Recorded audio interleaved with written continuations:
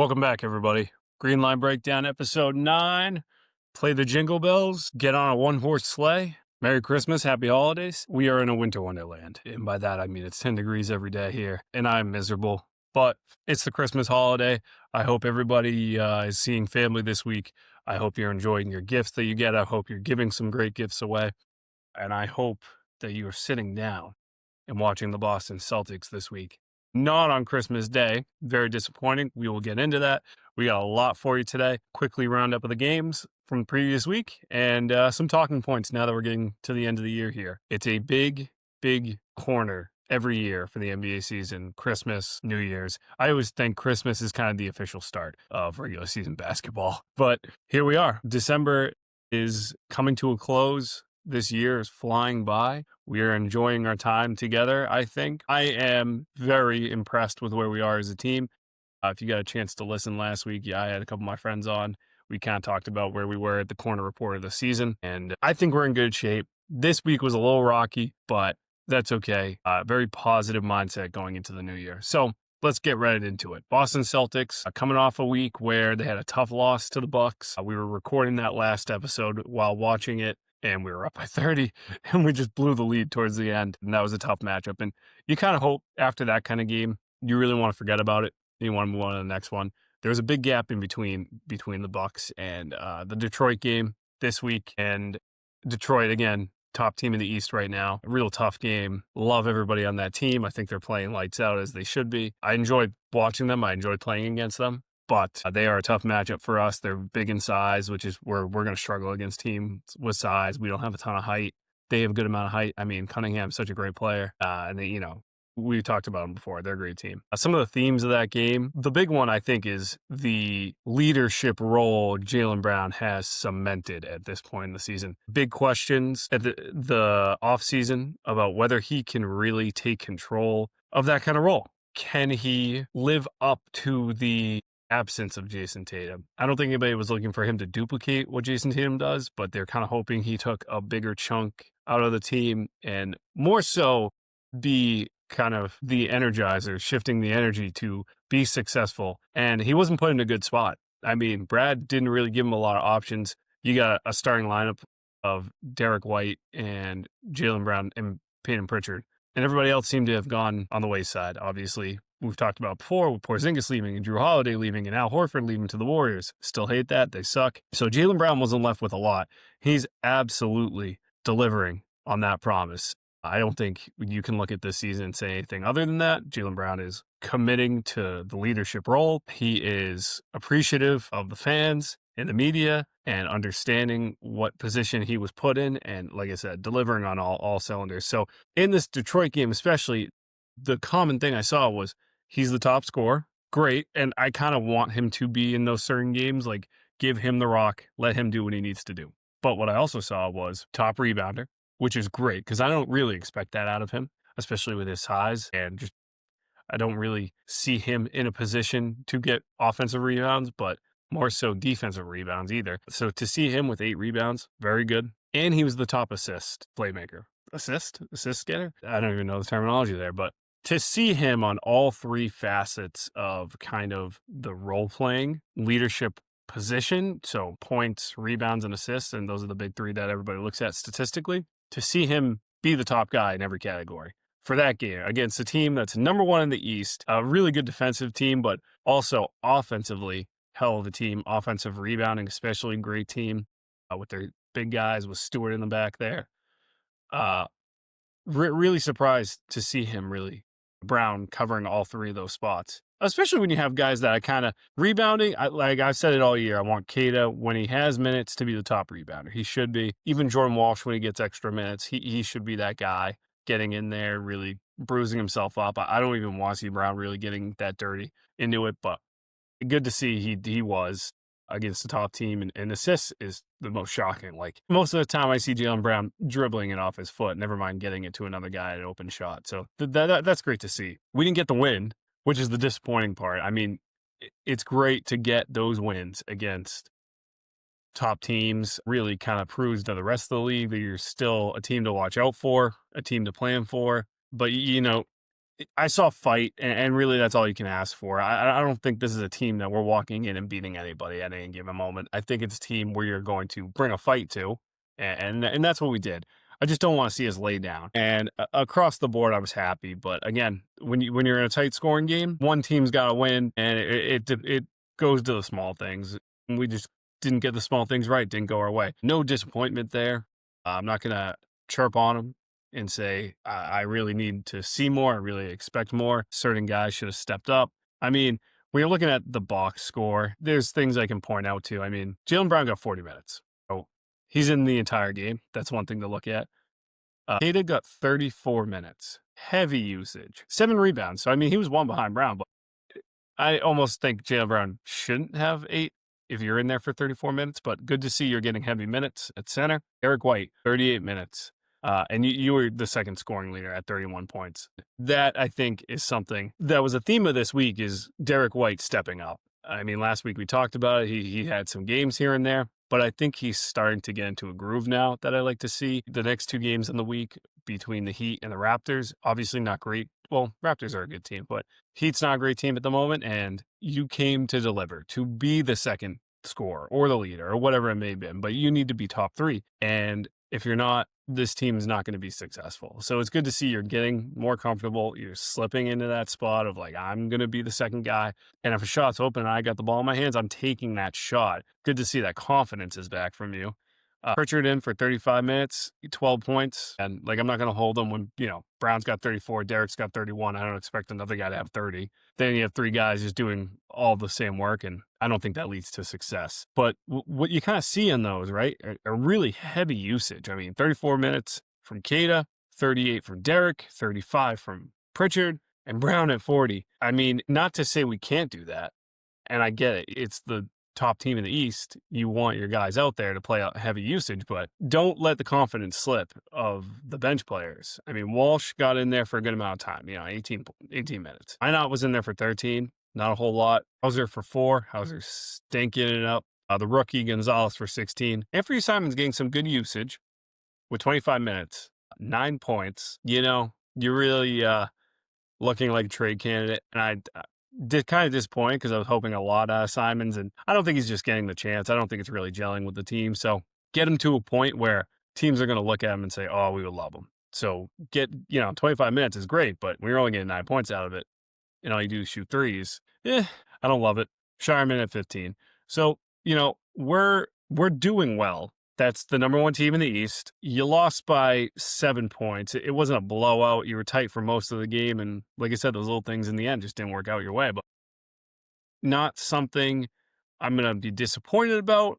But I don't think you guys should be happy either. With the Pistons sitting at 21-5, you're sitting at 15-11. So it's kind of a gap in between like 1 and 4. Try to keep those losses down. And when you lose a game to Detroit and you got 2 more in the rest of the week against teams who you pretty much know you can beat, you got to win those games. And that's exactly what you did. So we're going to move on. We're going to look at what you did against the Heat. Friday night, great game. This is really where I want to point out what Derek White was doing. I mean, 36 minutes, 33 points, 6 assists, 5 rebounds. This was a game, 9 3-pointer made. That's great. That is a game I point out and say, Derek White, Jaylen Brown still the leader, but you were the controller of this game. I mean, Jaylen Brown is in for 35 minutes, got 30 points, 9 rebounds again, 7 assists. He was doing a lot of the bulk work, but you were the guy where we needed to go get points. You were getting the points for us. And the Miami Heat are 15-13. They're right behind you. Definitely got to win this. Final score being 129-116 was great. It felt like you were in control the second half. Little rough in the first, but all around great game. You got to go beat those teams. These teams that are saddling you, right? They're right behind you. You can't be playing footsie with them on the leaderboard. You got to go out and you got to beat that team, especially the Heat. I mean, you can't let the Miami Heat walk all over you. I hate the Heat. It's just one of those teams. I like Pat Riley, but that Heat's always a rivalry with us. And those games, you got to have a little animosity, even though there's really not much to look at from the Heat. I mean, they got Jaime Jaquez, who is a great player, and Bam. Really, where there's not a lot of good-looking players on this team. I almost want to say it definitely shouldn't have been this close, but I know what it is, and you got to take the wins when you get them, but you got to done. Jaylen Brown, Derek White, leadership role. This is the theme of the week, right? These guys are stepping up and coming into play as the two you need to worry about. That is important. You need guys on your team that you have to worry about, and they're becoming that. Derek White came in a little late, but like I said, you got the win. You got what you needed to do. It looked ugly in the first half. You cleaned up in the second half. You got the win. Friday night, and you're playing a back-to-back. And you're playing the Raptors the night after. And they're another team that's saddling right around you. When teams are saddling you, you got to get the wins now. There's no, we should get the wins in the future to close the gap. No, you win now. You create the gap. They got to catch up to you. And going back to what I said, Christmas Day, right? Christmas Day games are kind of the turning point of the season where the season really starts.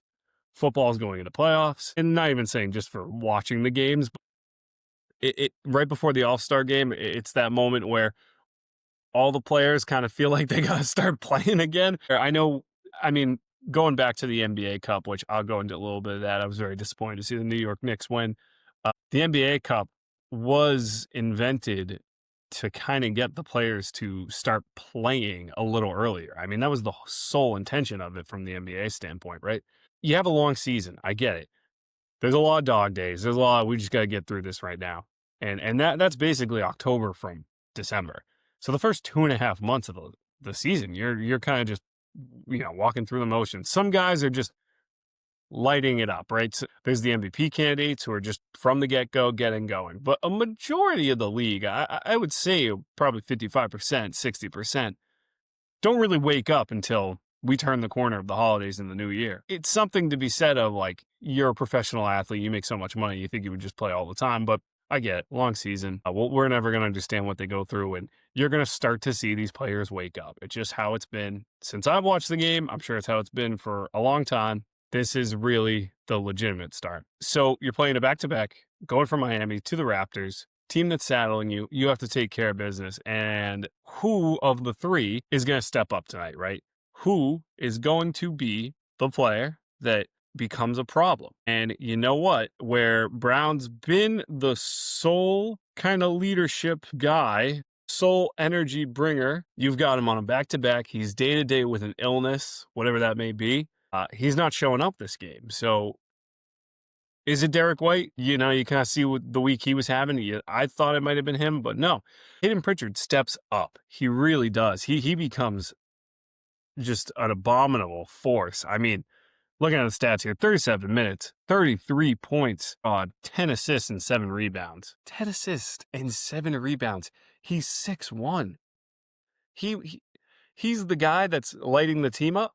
He saw the opportunity in front of him and said, I'm going to be the guy today. This goes back a long ways, 2020, 2021, right? His early days in the season. And he was never looked at as a guy in terms of like NBA media, I should say. Maybe not fans or anything, but or maybe that's the case, but he was never looked at as a guy as going to be a number one his early days. So much so, coming out of Oregon, having really good years, coming off the bench, but really good years. He went to Brad Stevens and said, if you're not going to play me, trade me. I can be valuable elsewhere. And some people looked at that and said, you're nuts. Because, sure, you want to go play for Charlotte and get 25 points a game, whatever. Go and do that. But I think there was some truth to his words, even back then. Brad Stevens saw what he was and said, can you be a little more patient? Can you give us a couple years here?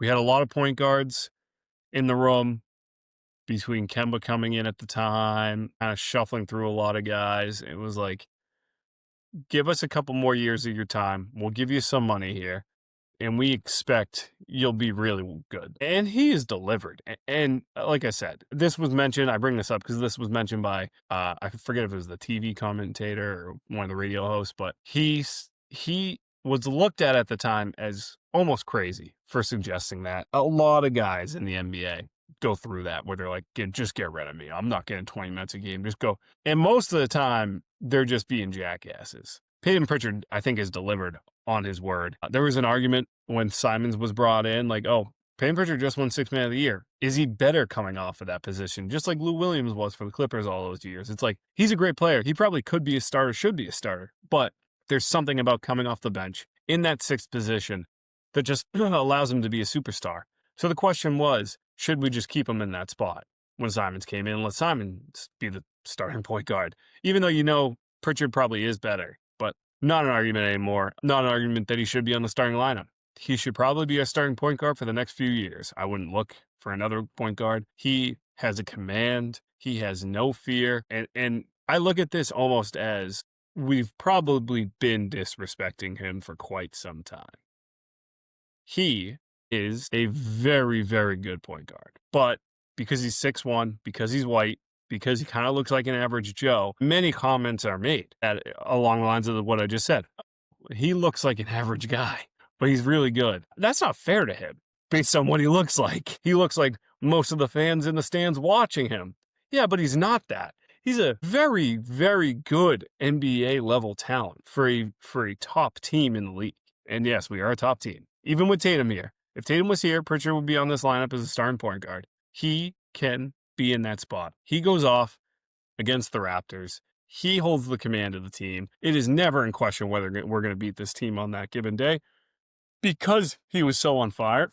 And it was just flipping pancakes. He was all done. He was full. He was satisfied. Rest of the team didn't really need to show up, but they did. So credit to him.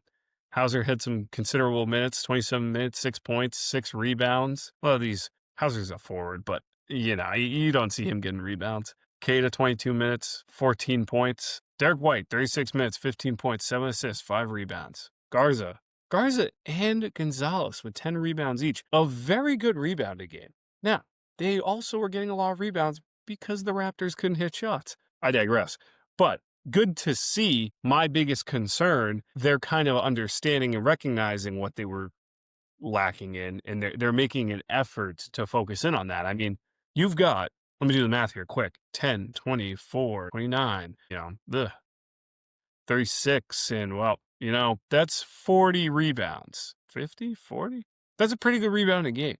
And a lot of that's coming from guys that don't normally rebound. I mean, you got length with Garza and Gonzalez, but I still hate Luka Garza, but again, I digress. Good to see, that is a major concern, and they're trying to fix that up. But going back to Pritchard is looked at as a undervalued talent. He's probably underpaid. We got him on a really good deal right before he popped off, right before our championship season. We got him on 4 years. I don't know if we have the liberty to kind of give him a bump before that contract is over, based on where we are with the aprons and what we're trying to make this team become. But he's going to get paid. The second contract that comes in, or would be his third, he's going to get money. And it could possibly not be with us because we might decide that between Tatum and Brown's Supermax, Derek White being paid, is Pritchard the asset we would keep around? I think he should be, but again, it's an argument of money. It always is. It always comes back to that, and it's disappointing, but that's how it is. But Payton Pritchard, you are a top-tier point guard in this league. You should be respected as such. I'm obviously not, I don't think I can put you in all-star conversations. I don't think that's fair. But, you should be hanging your hat that no matter your size, no matter what you look like, just because you're 6'1", you're just as good as some of these guys that are 6'5" at point guard with really good handles. You are an incredible ball handler. Pause. Play. I'm just giving you your flowers here. Really, that's all I'm doing. And I respect the hell of what you've done over the past few years. And yeah, the way you do look, it is nice for some guy like me who's 6'1". You look like a guy from Dorchester, as they say. And, the fanaticism you get towards you, part of it is to say, that guy looks like me, but he's nothing like me. He's balling. And it just goes to show that, hard work, dedication, and some God-given talent, some guy like me can be like that. So, like I said, just giving you your flowers. Great week out of you. Big theme of leadership and stepping up and fixing our mistakes. And as Christmas and New Year's comes around for this team, as the players start to decide, this is when the league gets going. As the All-Star break game comes, right around the corner in February. Trade deadline's coming up. Decisions are going to be made. Simon's probably going to get dumped. Jason Tatum More and more reports come out every day. He's getting closer. He's in better shape. He's going to be in a good position to come back before the season's out. What can this team be? What are we? Where are we going? And I think we're a successful team. I think we're a team that's getting a grip on what we are, understanding our limitations and taking advantage of our advantages. And don't sleep on the Boston Celtics. That's all I can say in the end. Do not sleep on the Boston Celtics and be prepared for what we are becoming, because I fear we are becoming a great team again. Where is the league? Where are we in the league? Where is the rest of the league shaping out? We are about 30 games in.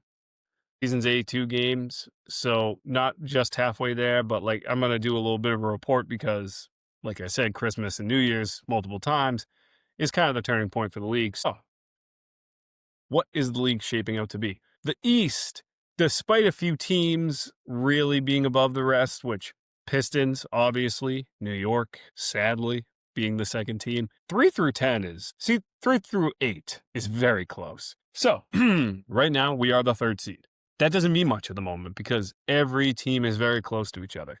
I'll do the rundown. Obviously, like I said, Detroit at 1 at 22-6. I think sometimes you look at teams and like, God, they shouldn't be number 1. I don't think Detroit's that. I think Detroit is the number 1 team in the East. Knicks 19-8, and then the Celtics at 17-11. That's the top 3. That's us. I'll go into a little more, but I do want to talk about the NBA Cup. The finals ended up being New York and the Spurs. It was a good game. Victor Wembanyama was dealing with something. A lot of people came out to say, I don't know what that was. I don't know too much about it, but they obviously did not get the win. New York got the win. They celebrated. And I hate to say this, I want to give New York credit.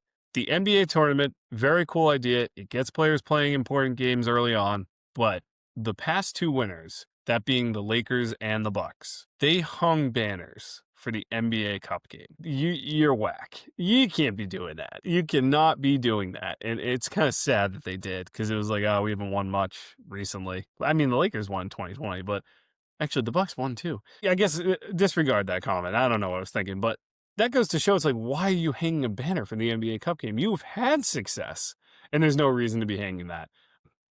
And New York hasn't. New York hasn't won much in the past 40 years, but they went ahead and already said they are not hanging a banner for this game. Respect to New York for that. You should not be hanging a banner for the NBA Cup game. Cool. You have a trophy. You have a small ceremony. Like I said, playing important games early, but this is kind of a fabricated thing. I mean, everybody knows it's like, if you don't win this, who really cares? We're going to forget who won it the next year. I had to look up who won the last 2. I already forgot. That is good on New York's part. Kind of shows that they're taking this as, yeah, that's cool, we won this, but we're trying to win a championship. They put all the chips in the corner going after Bridges, right, last year in Karl Anthony Towns.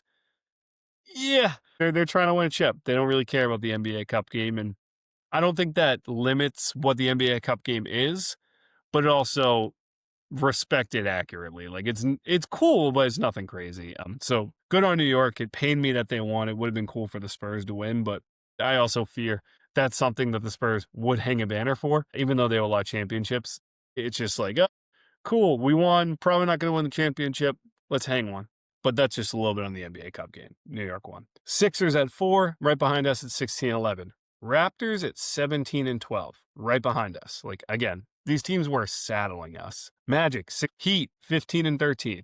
They are right on us. I mean, Detroit is so far ahead. Knicks are like 2.5 games behind, and then every team after that's 5-6 games behind. We're all right there. It's 13-8, basically the same spot at the moment. Cavaliers at 15-14, 3-7 in their last 10 games, which is disappointing. I like that Cleveland team. Something about them this year that they're really just not clicking right away. But Atlanta at 9, 15-14. And this is kind of where you see a bit of a drop off. I would even say Atlanta's probably part of that drop off. You know, Porzingis isn't staying healthy. Freaking shocker.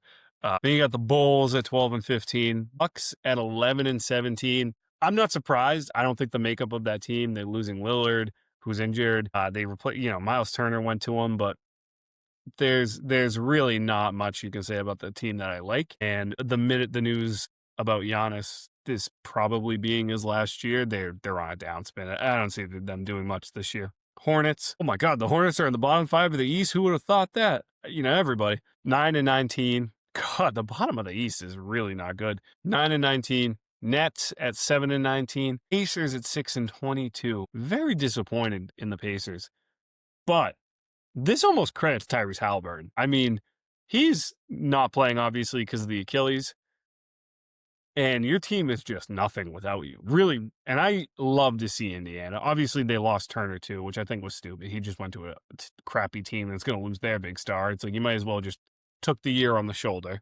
But he didn't. I like Halliburton. I like his shoes. Shout out Puma. He is really the cog that makes that team run. It's showing it. This team being almost last place, but of course they're not because the Washington Wizards still play in this league and they are dog shit. At 5-21. God, there's nothing good about the Wizards. They're just criminals. Get them out of my freaking league. And that's the East. And like I said, 3-8. Anybody's game really could be flip-flopped on any given game, any given win. The West can kind of, by consensus, is definitely the tougher conference. I don't think anybody really can argue that at the moment.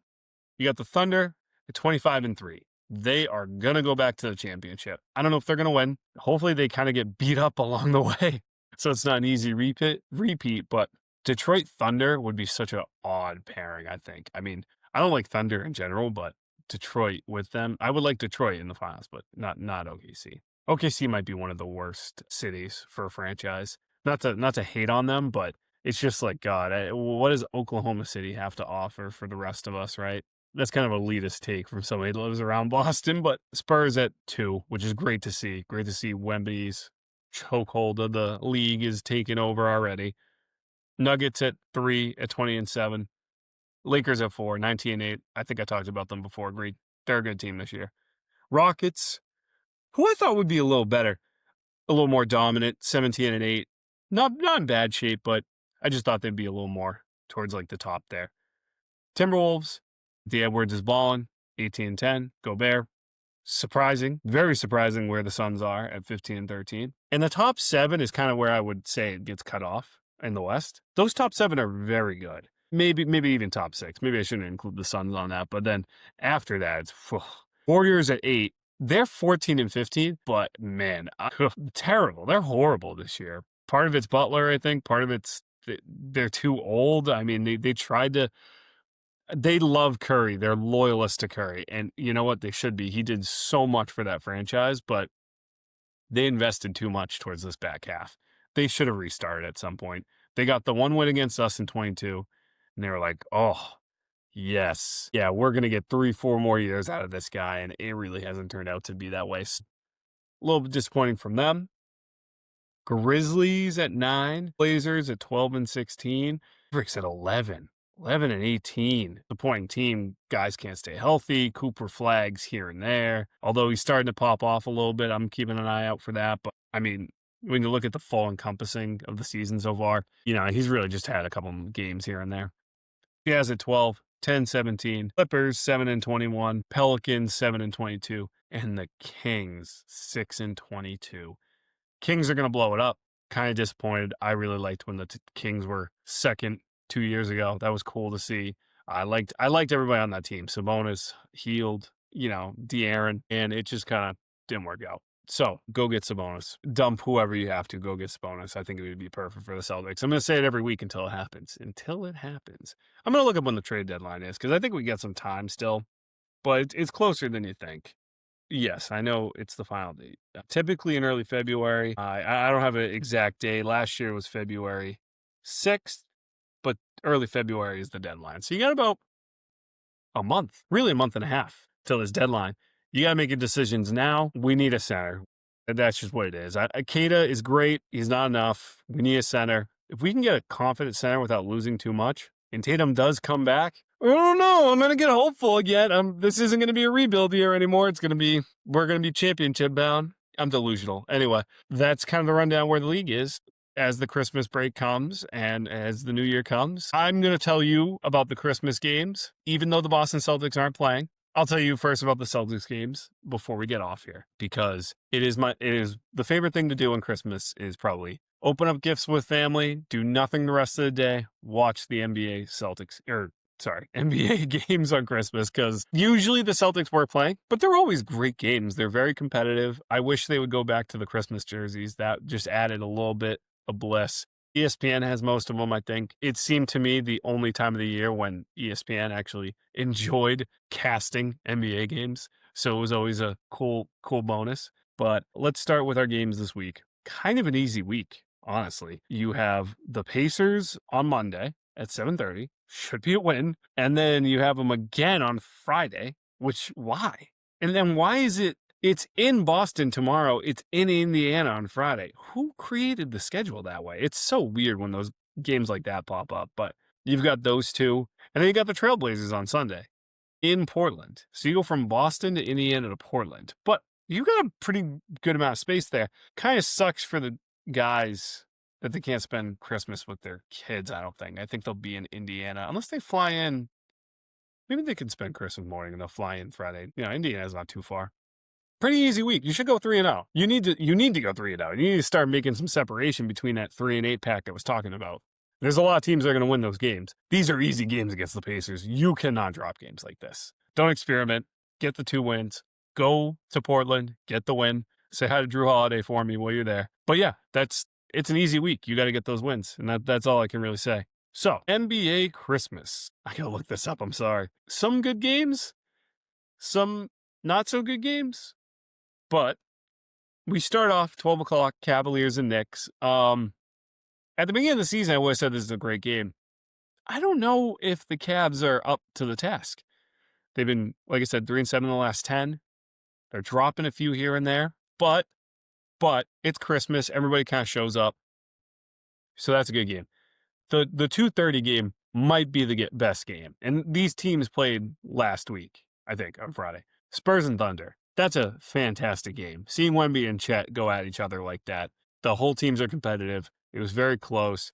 2:30 might be the best game. And then after that game, you have Mavericks Warriors. Absolute dog shit game. Terrible game. And you thought the friggin' Celtics couldn't play, but you put the Mavs and the Warriors. Terrible game. Terrible game. And now I'm looking at this. The East has 1 game. It's 1 game in the East to 4 in the West. That's terrible, NBA. Didn't want to give Detroit a game. If Detroit and Celtics play on Christmas, that would be a great game right now. And never mind the Celtics. Knicks are playing against the Cavs, right? So you got to take those 2 off the table.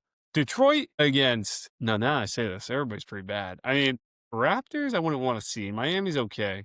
Detroit and Celtics would have been a great game. That's all I'm going to say. That would have been a great game. But no, you wanted to see Dallas and the Warriors. And you're gonna suck for that. And that's 2:30 is a good time. And that's going to suck. Anyway, to move on. 5. That's the 5 o'clock game. Yikes, NBA. You're gonna suffer for that one. Rockets Lakers at 8. Great 8 o'clock game.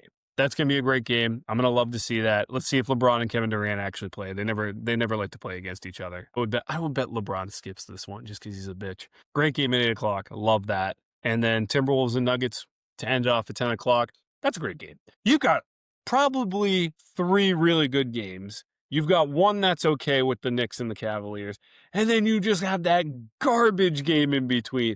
And I hope you guys get yanked for that, NBA. Commissioner Silver. God. Silver bells. Anyway, Merry Christmas, guys. Enjoy your holiday. Open up gifts. Hopefully you get some nice Celtics jerseys or tickets or whatever it may be Celtics related, because this is a Celtics podcast. Enjoy yourself, and I'll see you as the new year comes around.